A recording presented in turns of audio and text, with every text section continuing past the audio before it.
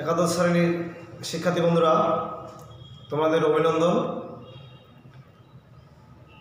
নিশ্চয়ই ভালো আছো। আমরা আজকে আলোচনা করব দ্বিতীয় পত্রের প্রথম অধ্যায় গ্যাসীয় অবস্থা। পূর্বের ক্লাসে আমরা আলোচনা করেছিলাম বায়ুমণ্ডল নিয়ে আলোচনা। আজকে আমরা চলে আসবো গ্যাসীয় অবস্থা। এটি একটি এই অধ্যায়ের ইম্পর্টেন্ট টপিক। তো গ্যাস কাকে বলে তোমরা নিশ্চয়ই জানো। যে সকল পদার্থের আন্তঃআণবিক আকর্ষণ বল খুবই কম এবং আন্তঃআণবিক দূরত্ব সবচেয়ে বেশি, তাকে গ্যাসীয় পদার্থ বলে। অথবা যে সকল পদার্থের আকার ও আয়তন নেই, যে সকল পদার্থের নিজস্ব আকার এবং আয়তন নেই তাকে গ্যাসীয় পদার্থ বলে। অথবা যে সকল পদার্থের আন্তঃআণবিক আকর্ষণ বল খুবই কম, দূরত্ব সবচেয়ে বেশি, তাকে গ্যাসীয় পদার্থ বলে। গ্যাসের কিছু ধর্ম আছে, এই ধর্মগুলি তোমাদের অবশ্যই জানতে হবে। ধর্মগুলি 1 নম্বর বলি, সকল গ্যাসই পরস্পরের সাথে সমসত্ব মিশ্রণ তৈরি করতে পারে। মানে গ্যাসগুলো পরস্পরের সাথে বিক্রিয়া না করেই সমসত্ব মিশ্রণ তৈরি করতে পারে। প্রত্যেক গ্যাস অণু গোলাকার এবং স্থিতিস্থাপক। 2 নম্বর গেল। 3 নম্বর, গ্যাসের উপর তাপ বৃদ্ধি করলে গ্যাস অণুর সমূহ গতিশক্তি লাভ করে, ফলে গ্যাস অণু সমূহের আন্তঃআণবিক আকর্ষণ বল কমে যায় এবং দূরত্বটা বেড়ে যায়। এই জন্যই বলবো আমরা গ্যাসের উপর তাপ বৃদ্ধি করলে আয়তন বৃদ্ধি পায়। গ্যাসের উপর চাপ বৃদ্ধি করলে, পরের বৈশিষ্ট্য দেখো, গ্যাসের উপর চাপ বৃদ্ধি করলে, গ্যাসের উপর যদি আমরা চাপ বৃদ্ধি করি তাহলে গ্যাস অণুগুলোর আন্তঃআণবিক আকর্ষণ বল বৃদ্ধি পাবে, গ্যাস অণুগুলো কাছাকাছি আসবে, আয়তনের সংকোচন ঘটবে। অর্থাৎ চাপ বৃদ্ধি করলে আয়তন হ্রাস পায়, আর তাপ বৃদ্ধি করলে আয়তন বৃদ্ধি পায়।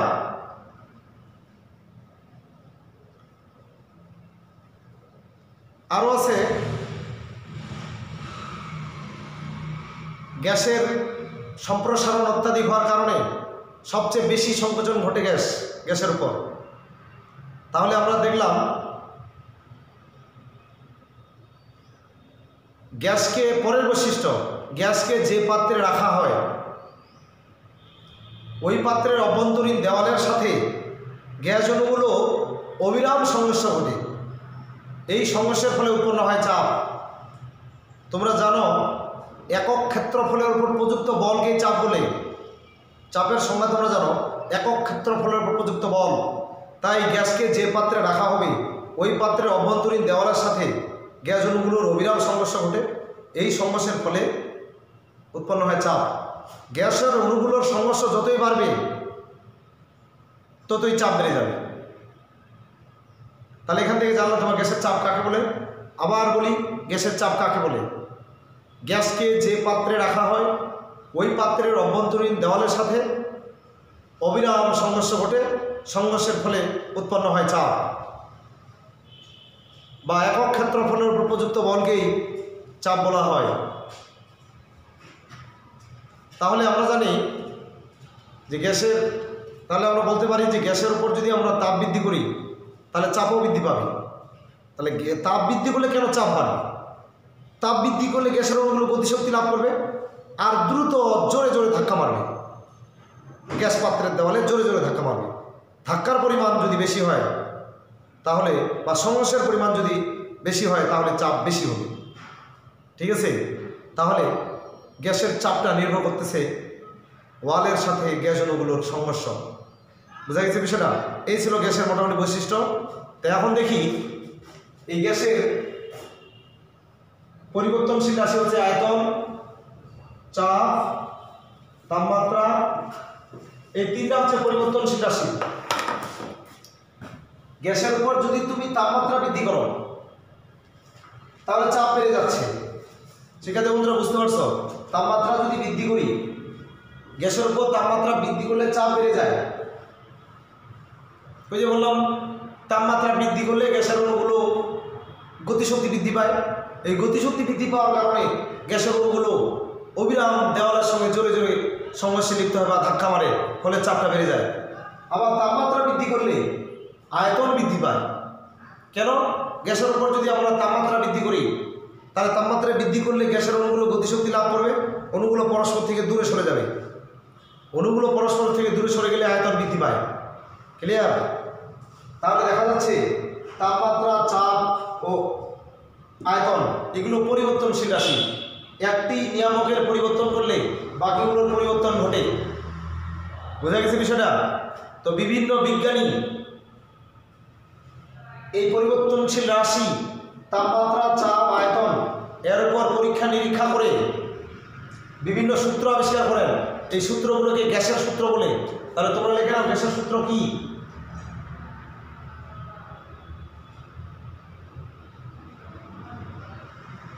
গ্যাসের সূত্র, গ্যাসের উপর বিভিন্ন নিয়ামক, তাপমাত্রা, চাপ, ঘনমাত্রা।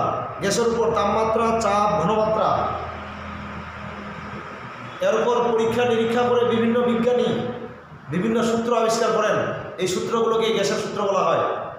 গ্যাসের সূত্রগুলো একটু জেনে নিই কি কি। 1 নম্বর বয়েলের সূত্র, 2 নম্বর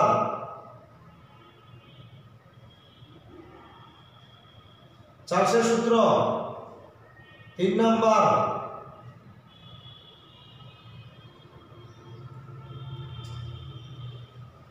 অ্যাভোগাড্রোর সূত্র, 4 নম্বর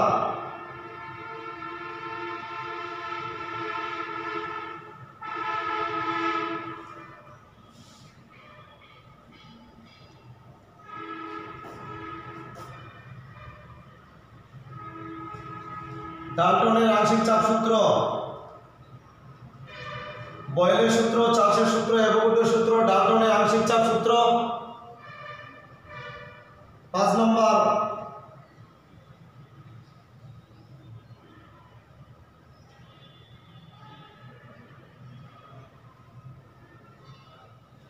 গেলুসাকের চাপের সূত্র।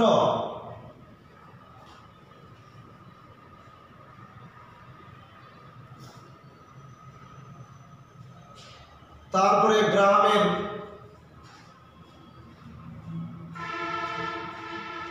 ব্যাপন সূত্র। তো আসলে দেখা যাচ্ছে যে গ্যাসের উপর তাপমাত্রা, চাপ ও আয়তনের উপর পরীক্ষা নিরীক্ষা করে বিভিন্ন বিজ্ঞানী বিভিন্ন সূত্র আবিষ্কার করেছিলেন। সেই সূত্রগুলোকে গ্যাসের সূত্র বলে। এই হচ্ছে গ্যাসের সূত্র: বয়েলের সূত্র, চার্লসের সূত্র, অ্যাভোগাড্রো, ডাল্টনের আংশিক চাপ, গেলুসাকের চাপের সূত্র, গ্রাহামের ব্যাপন সূত্র। এই প্রত্যেকটা সূত্রের গাণিতিক প্রমাণ, ব্যাখ্যা এবং গাণিতিক কিছু সমস্যা আছে, এগুলো থেকে সৃজনশীল হয়ে থাকে। এটি একটি ইম্পর্টেন্ট অধ্যায়, যে অধ্যায় থেকে সৃজনশীল হবেই। 2টা সৃজনশীল হতে পারে বা দুইটা সৃজনশীল হয়ে থাকে এই অধ্যায় থেকে। শিক্ষার্থী বন্ধুরা, তোমরা এই জানলে গ্যাস কাকে বলে, গ্যাসের বৈশিষ্ট্য জানলে, গ্যাসের চাপ কাকে বলে জানলে, গ্যাসের সূত্র কি, গ্যাসের সূত্রগুলো কি কি, এই পর্যন্ত। এখন আমরা ঠিক 1 নম্বর বয়েলের সূত্র আলোচনা করব। তাহলে এটা মিশিয়ে দিলাম, বয়েলের সূত্র।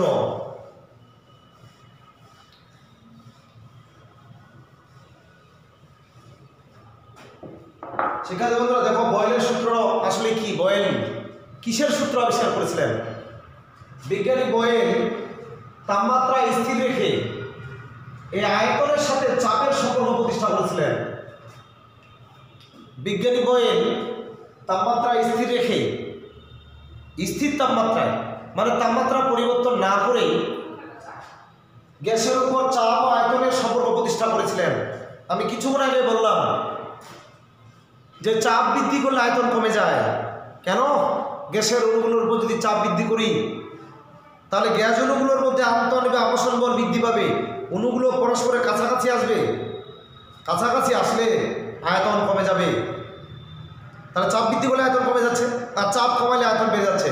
কিন্তু এটা জানা ছিল না যে কী পরিমাণ চাপ বৃদ্ধি করলে কী পরিমাণ আয়তন কমে যায়।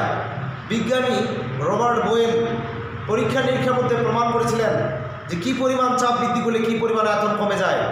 তার মাত্রিক পরিমাণটাই তিনি সূত্র আকারে প্রকাশ করেছিলেন, সেটাই হচ্ছে বয়েলের সূত্র। তাহলে খাতায় লিখে নাও, বয়েলের সূত্রটা কি? তাপমাত্রা স্থির রেখে কোনো নির্দিষ্ট পরিমাণ কোনো গ্যাসের আয়তন প্রযুক্ত চাপের ব্যস্তানুপাতিক, এটাই হচ্ছে বয়েলের সূত্র। আবার বলি, স্থির তাপমাত্রায় কোনো নির্দিষ্ট পরিমাণ কোনো গ্যাসের আয়তন, স্থির তাপমাত্রায় কোনো নির্দিষ্ট পরিমাণ কোনো গ্যাসের আয়তন প্রযুক্ত চাপের ব্যস্তানুপাতিক, এই হচ্ছে তোমার বয়েলের সূত্র। আবার বলি, স্থির তাপমাত্রায় নির্দিষ্ট পরিমাণ কোনো গ্যাসের আয়তন প্রযুক্ত চাপের ব্যস্তানুপাতিক। আর ব্যাখ্যাটা দেখো, ধরি চাপ P এবং আয়তন V, তাপমাত্রা T হলে বয়েলের সূত্রটা সেটা আমরা লিখতে পারি V সমানুপাতিক 1/P, V সমানুপাতিক 1/P, অর্থাৎ আয়তনটা চাপের ব্যস্তানুপাতিক, আয়তনটা চাপের ব্যস্তানুপাতিক, আয়তনটা চাপের ব্যস্তানুপাতিক। কি বোঝা গেছে? আয়তন চাপের ব্যস্তানুপাতিক, এই হচ্ছে তোমার বয়েলের সূত্র। ঠিক আছে? যেখানে T স্থির, তাহলে V সমান সমান K1/P, এখানে সমানুপাতিক উঠা দাও, ধ্রুবক পাইলাম, তাহলে বজ্রের পরিমাণ PV ইকুয়াল K, অর্থাৎ আয়তনটা চাপের ব্যস্তানুপাতিক হলেও আয়তন ও চাপের গুণফল ধ্রুবক। এটার ব্যাখ্যাটা তোমরা এখানে দেখো, যদি 1 atm চাপে 10 মিলি হয় গ্যাস, ধরে নাও 1 atm চাপে আয়তন 10 মিলি, তার মানে কি আয়তন চাপের ব্যস্তানুপাতিক। তার মানে কি চাপ বাড়িয়ে দ্বিগুণ করলে আয়তন হবে অর্ধেক। মানে চাপ আর আয়তন বিপরীতমুখী, চাপ বাড়িয়ে যদি দ্বিগুণ করি তাহলে আয়তন হবে অর্ধেক, আর চাপ কমায় যদি অর্ধেক করি তাহলে আয়তন হবে দ্বিগুণ, অর্থাৎ চাপ আয়তন হচ্ছে পরস্পরের বিপরীত। তাহলে ধরে নিলাম 1 atm চাপে 10 মিলি, তাহলে তোমরা বলো 2 atm চাপে কয় মিলি হবে? তাহলে 5 মিলি। তাহলে 4 atm চাপে কি হবে? 2.2 মিলি। তাহলে 8 atm চাপে কি হবে? 1.25 মিলি। কিন্তু গুণ করে দেখো, গুণ এই চাপ আর এই আয়তন, এখন গুণ করো, তাহলে 10 একে 10, 5 দুগুণা 10, আড়াই 4 10। তাহলে যতই চাপ বৃদ্ধি করছি ততই আয়তন কমে যাচ্ছে, বিপরীত অনুপাত হারে কমে যাচ্ছে। কিন্তু চাপ আর আয়তনের গুণফল দেখো 10 তে 10, চাপ আর আয়তনের গুণফল কখনো পরিবর্তন হয় না। অতএব PV সমান K। এটা একদম সমীকরণ দিলাম। এখন যদি যেহেতু PV সমান K, অর্থাৎ যতই চাপ বৃদ্ধি করা হোক না কেন, চাপ ও আয়তনের গুণফল ধ্রুবক। এখন চাপ পরিবর্তিত হয়ে যদি P1, P2 হয়, তাহলে V পরিবর্তিত হয়ে হবে V1, V2। তাহলে আমরা বলতে পারি চাপ পরিবর্তিত হয়ে যদি P1, P2 হয়, তাহলে V পরিবর্তিত হয়ে হবে V1, V2। তাহলে আমরা বলতে পারি PV সমান যেমন K, তাহলে P1, V1 সমান K, অতএব P2, V2 সমান K লিখতে পারি, লেখা যাবে। তাহলে অতএব আমরা লিখতে পারি P1, V1 সমান P2, V2 ইকুয়াল K। এটাই হচ্ছে তোমার বয়েলের সূত্র গাণিতিক। যদি কোনো গাণিতিকে দেখা যায় স্থির তাপমাত্রায় এই 4টা রাশি P1, V1 সমান P2, V2, এটা বয়েলের সূত্র। এই বয়েলের সূত্রে দিয়ে অনেক গাণিতিক আছে, ঠিক আছে? এই গাণিতিকটা তোমরা দেখো, 3টা রাশির মান দেওয়া থাকলে 3টা রাশির মান P1, V1 সমান P2, V2, এই তিনটা রাশির মান দেওয়া থাকলে হ্যাঁ সহজে একটা রাশি বের করা যাবে। এই ছিল বয়লের সূত্র শিক্ষার্থী বন্ধুরা, বয়লের সূত্র প্রমাণ। ঠিক আছে, যদি আসে বয়লের সূত্রে বিবৃত করে এটাই দিবা। তো এখানে এখন আমরা আসবো এই বয়লের সূত্রটি আমরা এখন লেখচিত্রের মাধ্যমে প্রমাণ করব।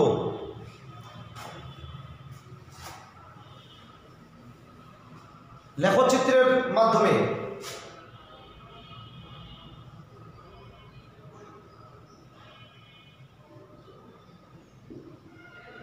লেখচিত্রের মাধ্যমে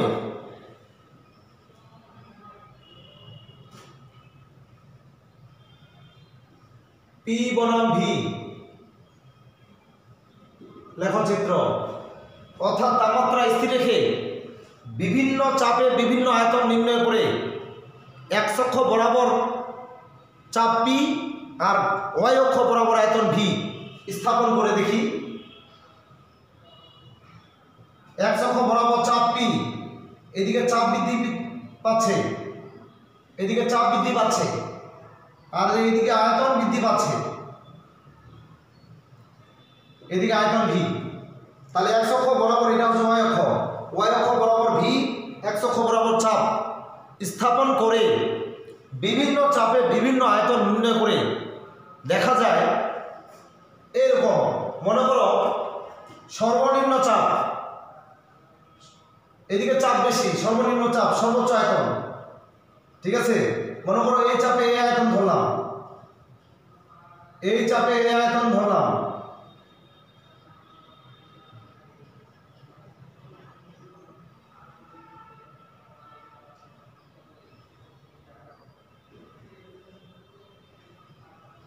সবগুলোই যদি আমরা যোগ করি তাহলে অধিবৃত্তের ন্যায়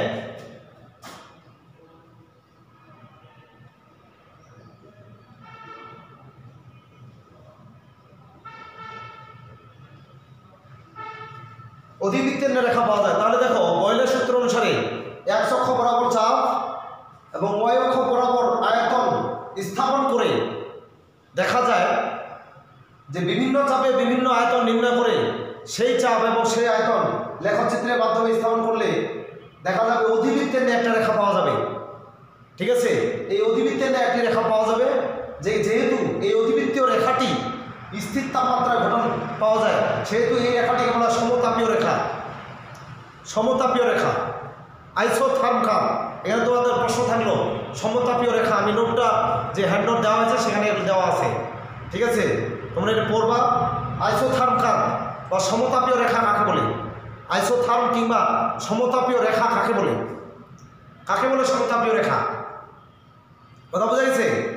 স্থির তাপমাত্রায় এক্স অক্ষ বরাবর পি এবং ওয়াই অক্ষ বরাবর ভি স্থাপন করে যে লেখচিত্র পাওয়া যায়, যে অধিবৃত্তীয় রেখা পাওয়া যায়, সেই অধিবৃত্তীয় রেখাটিকে আইসোথার্মকাল বা সমতাপীয় রেখা বলা হয়। এই ছিল তোমার পি বনাম ভি। ঠিক আছে, পি বনাম ভি। এবারে আমরা আসবো পি বনাম পিভি।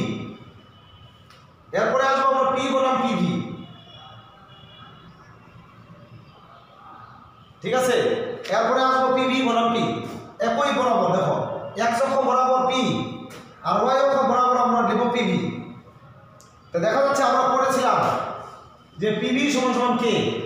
তুমি যতই চাপ বৃদ্ধি করো না কেন পিভির মানের কখনো পরিবর্তন ঘটে না। এটাই ছিল বয়লের সূত্র। অতএব আমরা পাবো, মনে করি এই চাপে এখানে চাপ, এই চাপে এটা, তো যতই তুমি চাপ বৃদ্ধি করো না কেন পিভির মানের কখনো পরিবর্তন হয় না। অর্থাৎ সবগুলো বিন্দুকে যোগ করলে পাবো আমরা এক অক্ষ বরাবর একটি সরলরেখা। ঠিক আছে, এই যে পিভির মান, এটাকে বলা হয় আদর্শ রেখা। এই হচ্ছে আদর্শ রেখা। ঠিক আছে, এই তার মানে কি দেখা গেল বয়লের সূত্র অনুসারে ওয়াই অক্ষ বরাবর পিভি এবং এক্স অক্ষ বরাবর পি স্থাপন করে যে লেখচিত্র পাওয়া যায় তা হচ্ছে এক্স অক্ষ বরাবর সমান্তরাল। অর্থাৎ পিভির মানে কোনো পরিবর্তন ঘটে না। যতই তুমি চাপ বৃদ্ধি করো না কেন, এই যে চাপ বৃদ্ধি করা হয়েছে কিন্তু পিভির মানে কোনো পরিবর্তন হয়নি। ঠিক আছে, এটাই হচ্ছে তোমার আদর্শ রেখা। তার মানে কি, তাহলে কি বুঝলাম? পিভি বনাম পি লেখচিত্র অঙ্কন করলে এক চক্ষ বরাবর সরলরেখা পাওয়া যাবে। এই এখন দেখো, এই যে গ্যাসের সূত্রগুলো আমরা পড়লাম, বয়েলের সূত্র, স্থির তাপমাত্রা, আয়তন, চাপের ব্যস্তানুপাতিক, এই সূত্রেরও কিছু সীমাবদ্ধতা আছে। তোমরা বয়েলের সূত্রে সীমাবদ্ধতা লিখে নিতে পারো। কি লিখবে সীমাবদ্ধতা কি? যে বাস্তবের কোনো gas, oxygen, nitrogen, carbon dioxide, এই গ্যাসগুলো বয়েলের সূত্র মেনে চলে না।